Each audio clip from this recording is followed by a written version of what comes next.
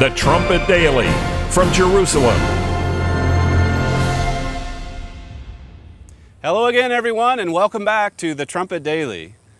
On May the 8th, earlier this year, 3 highly respected State Department officials testified under oath before a House committee in Washington. Now, these men were in Libya at the time the U.S. consulate in Benghazi was attacked on September 11th last year. They offered a sincere and heartfelt testimony. It was emotional, and it was believable. Based on their sworn testimony, U.S. officials in Benghazi on that fateful night knew it was a terrorist attack from the start. But they made repeated requests to Washington for help, and those requests were denied. They were rejected. And basically, because the White House would not accept the fact that what happened in Benghazi had been a premeditated act of terrorism. At the time, you'll recall, President Obama's re-election bid was less than 2 months away, and during campaign speeches, he had been telling Americans that Al-Qaeda was on the road to defeat. And so when Benghazi happened, administration officials quickly blamed the tragedy on a violent street demonstration that was supposedly triggered by an obscure video. Now, 2 days after that May 8th congressional hearing, ABC News revealed that the Benghazi talking points had been extensively edited by the White House and the State Department in the days following September 11th. Now, if you remember, for months after the attack, the White House had repeatedly said that the only reason they blamed the incident on a video there at the start was because that was based on the best available intelligence at the time. For many months, the White House said that it had absolutely nothing to do with those talking points that were released a few days after the attack. But then we learned on May 10th that it was the White House and the State Department that revised those talking points to make it look like it was a protest, a violent protest that was motivated by a movie. Now, the original version of the talking points memo, the one that actually was produced by the intelligence community, it referred to attacks on Benghazi, and it said that they included, the people that attacked the consulate included extremists that had ties to Al-Qaeda. They mentioned Ansar al-Sharia as well, another terrorist group with connections to Al-Qaeda. It also referred to several other terrorist attacks in Libya that had happened in the lead up to September 11th last year.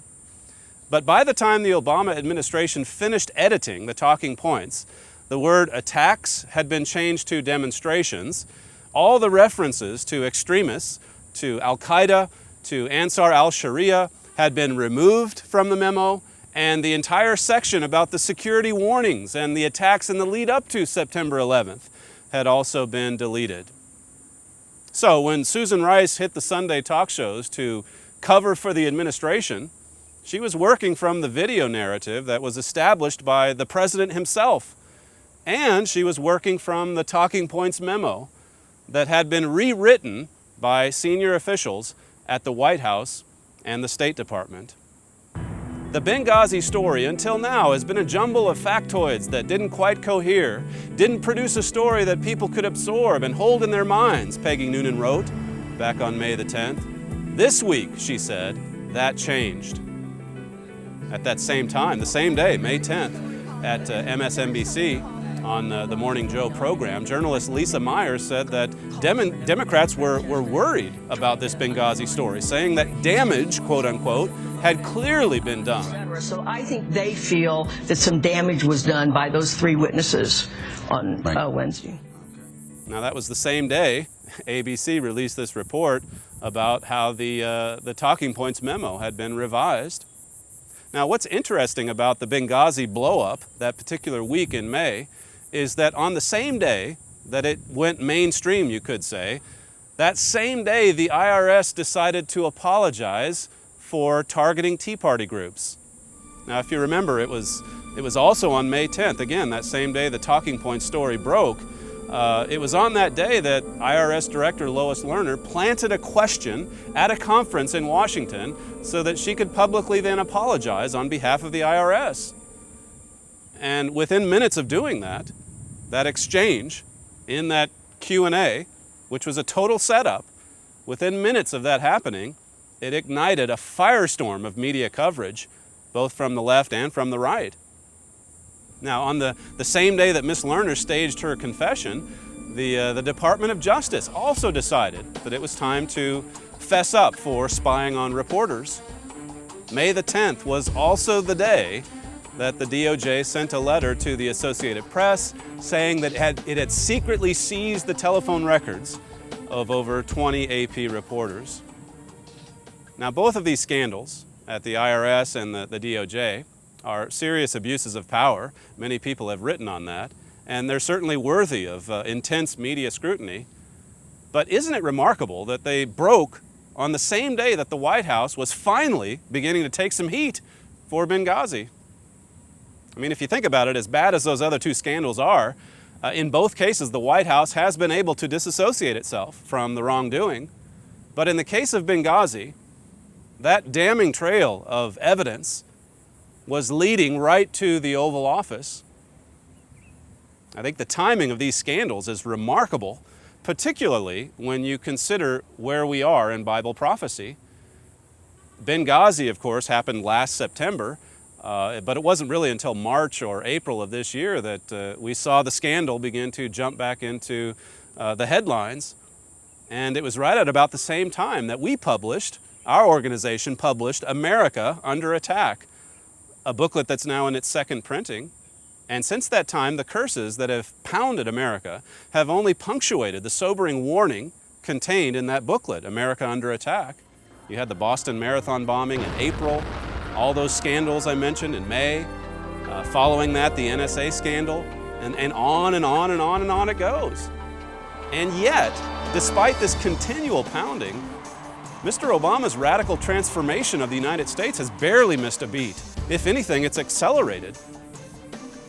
Look at immigration reform, just to take one example. It's a horrible plan that will undermine America's border security. It will encourage more illegal immigration, and it will destroy what's left of America's ailing economy. And yet, the administration just ramrodded the bill right through the Senate in June. It's working now, of course, to try to get it through the House. And there were, of course, senators, well-known senators, who did some of the grunt work on the legislation. But listen, that bill had Barack Obama's fingerprints all over it. Obama runs the immigration bill from the White House. That's what the Daily Caller reported on June 17th. It quoted a senior White House official staffer as saying, "No decisions are being made without talking to us about it. This does not fly if we're not okay with it."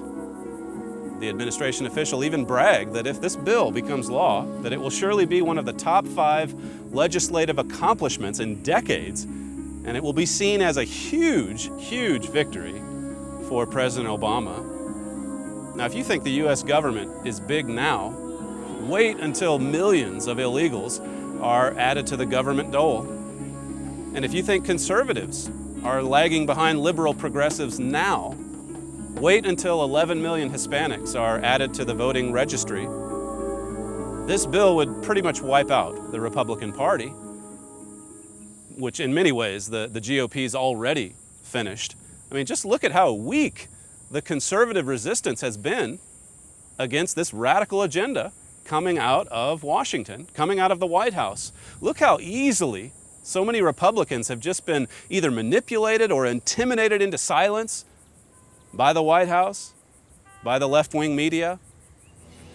Notice how the New York Times summed up the immigration debate back on June the 20th. It wrote, "Passage of immigration legislation is critical to Mr. Obama's legacy." You see, this isn't about Marco Rubio or Chuck Schumer or the Republicans and Democrats. This is about the legacy of the most radical president in U.S. history. Amnesty for illegals, like Obamacare, is yet another critical component to the president's audacious plan to fundamentally transform the United States of America. During his Peace with Justice speech, the one he gave in Germany several weeks ago, President Obama rattled off a number of other left-wing favorites. He envisioned a world without nuclear weapons, for example. A world where the United States, of course, takes the lead in dismantling its arsenal. And why not, he reasons. The Iraq war is over, the Afghan war is winding down, Osama bin Laden has been killed. Back in May, during his national security speech in Washington, D.C., the president essentially said the war against terrorism is over. But this war, like all wars, must end. That's what history advises. And then he went on to say that America is safer and more secure today than it was then, back at the start of the war against terror. Now, do you believe this world is safer over the past 11, 12 years? In that speech he gave in Germany, the president said we didn't need to worry about living in fear of global annihilation. Now think about that for a moment. Here we have 9 or 10 nations around the world that have nuclear weapons, including Pakistan and North Korea. Soon Iran will join the club. You have more than 15,000 nuclear warheads scattered over the earth. And we have nothing to worry about there. In that Berlin speech, he said, after saying that we didn't have much to worry about as far as nuclear annihilation is concerned, he went on to say a number of other left-wing favorites, as I said, but there's nothing in that speech about confronting radical Islam, or really nothing even about advancing American interests around the world. Very unusual for a president of the United States. It was just another cliched citizens of the world polemic. That's what one columnist wrote for a British newspaper. He called it a dud of a speech given by a floundering president whose leadership abroad is just as weak as it is at home. Now, there's no disputing, really, Mr. Obama's weak leadership abroad. It's on display every day. It's certainly on display here in the Middle East. But given the radical transformation America has undergone in these past 4 years, is it really correct to say that Mr. Obama's leadership at home is weak? You may not like a lot of his policies, but I don't think you can very well say he's been unsuccessful, not when you consider the success of his radical agenda. Just think about what he's been able to get through Congress to establish as law or through executive order.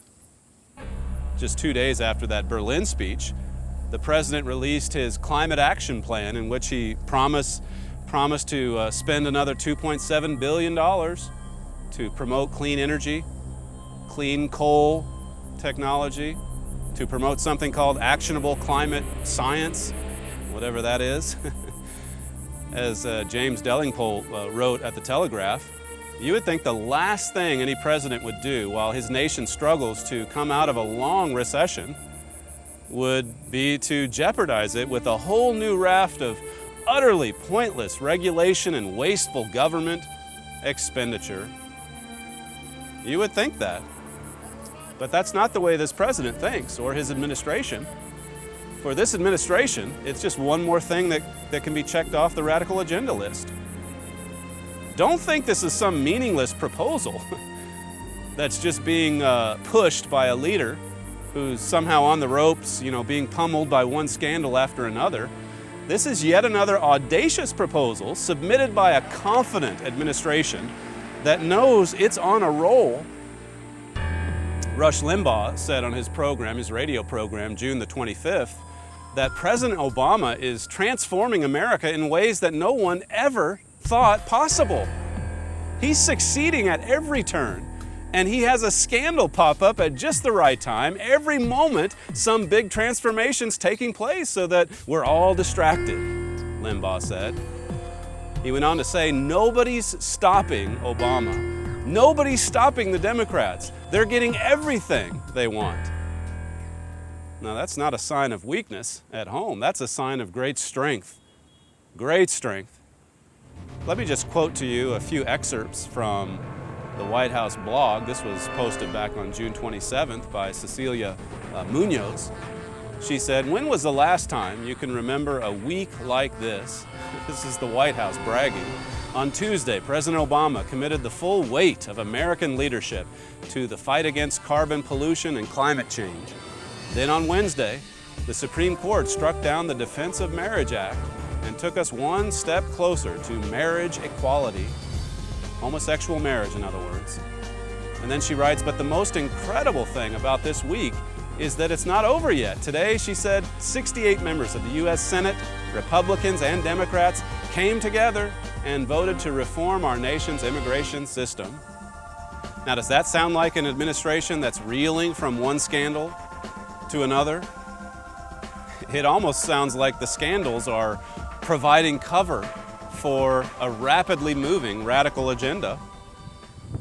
Longtime readers of the Trumpet are well aware of the many prophecies that point to America's stunning decline in these latter days, followed by its destruction and captivity at the hands of a European beast power that's now emerging in Europe. America under attack shows from Scripture how before the United States is attacked from an invading superpower, it suffers unfathomable devastation and destruction from within. From within. Now, we're witnessing that destruction from within right now. If you were one of the first ones to read America Under Attack back in March or April when it was first released, you should go back and read it again. Read it again, given what we've seen over the past 3-4 months. During my second reading of the booklet, one statement really did jump out at me this time around. It was after my father explained how many people can see what's happening in America and know that we're on the wrong course. However, he wrote, the situation is more severe than people realize. It's worse than people realize. We're actually on a path to destruction. And it's much worse than most people see. Because it's, as he explains in that booklet, because of the spiritual dimension that's behind this radical transformation. Now, to learn about that spiritual dimension, make sure you request your own copy of America Under Attack. I'll just leave you with this one final quote from the booklet. My father writes, the events we see around us are deeply sobering, but they should also fill us with hope and anticipation of the great event they lead to, the second coming of Christ to this earth. Yes, they do lead right up to the second coming of Jesus Christ. Now, we happen to be standing on the very mount that Jesus Christ will set foot on at His return. And I, for one, am looking forward to that blessed event. This world desperately needs the government of God, administered by the King of Kings and Lord of Lords, as He's described in the book of Revelation. Hopefully you can see that, the desperate need for His family government. Now, what's happening to the United States and the nation of Britain here in Judah, or the little nation of Israel, it's all prophesied in your Bible. And if you're watching and praying like Jesus told us to do, then you should see where, as the booklet points out, where this is leading. And it should motivate you all the more to pray, even as Jesus told us to pray, Thy kingdom come. This is Stephen Flurry reporting from the Mount of Olives, and we'll see you next time on the Trumpet Daily.